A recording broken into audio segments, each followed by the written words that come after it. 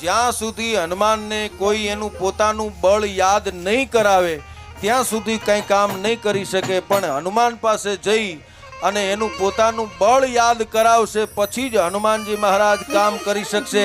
આ વાત જામવાનજીને યાદ આવી એટલે રીંછોના રાજા જામવાનજી જઈ અને કહી રીંછપતિ સુન હનુમાના. રીંછપતિ એટલે વાનરોનો પાસે જઈ અને જામવાનજી કહી રીંછપતિ સુન હનુમાના. હે હનુમાન બાપ સાંભળ, કહી રીંછપતિ સુન હનુમાના, કાચુપ સાધી રહે હું બલવાના. હે હનુમાનજી મહારાજ બાપ, તારા જેવું બળવાન કોઈ છે નહીં. આને પહાડ ઉપર બેઠા હતા ને વ્યાત યાદ આવી કે મારા જેટલું બળ કોઈના માં નથી. આ 3 ચોપાઈ છે ને પાકી કરી લેજો.